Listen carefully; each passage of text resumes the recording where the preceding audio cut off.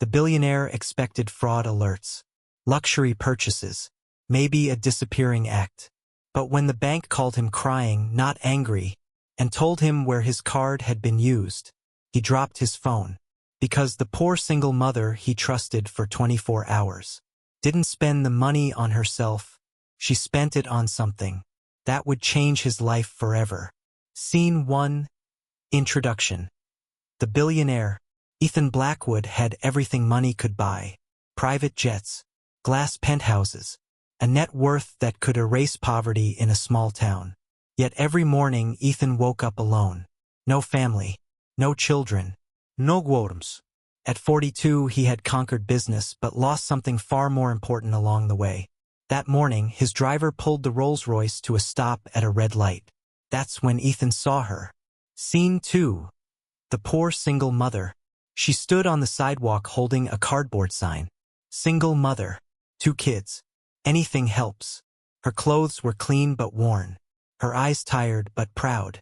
2 children stood beside her. A boy around 9, clutching a school bag with torn straps. A little girl, maybe 6, holding a cracked doll with one eye missing. They weren't begging loudly. They weren't crying. They were just waiting. Something about that broke Ethan. Scene 3. First interaction. Without thinking, Ethan stepped out of the car. His security team froze. The woman stiffened. "Please," she said quickly.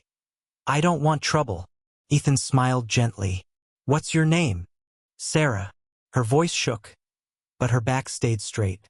Ethan handed her a few $100s. She tried to refuse. "I don't want charity," she said softly. "I just want my kids to eat." That sentence stayed with him. Scene 4. The impulsive test.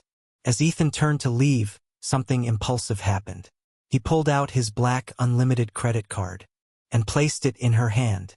"For 24 hours, he said. "Use it however you want." Sarah stared at the card.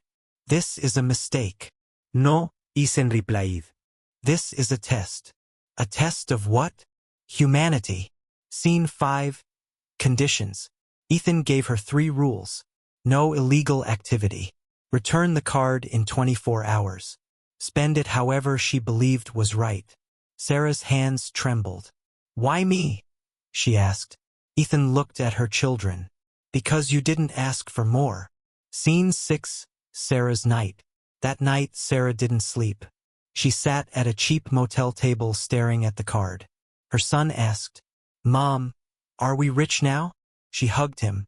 "No, baby. We're still us."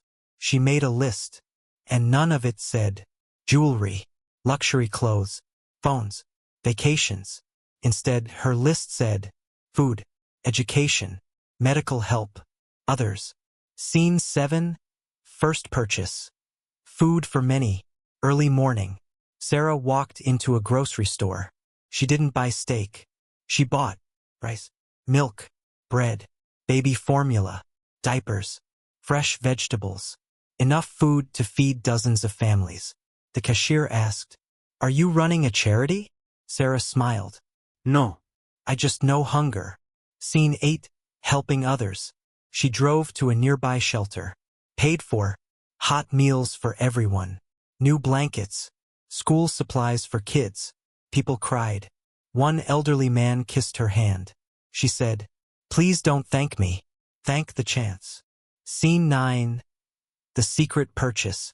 At a small clinic, Sarah asked about a little boy she knew, a neighbor's son with a heart condition.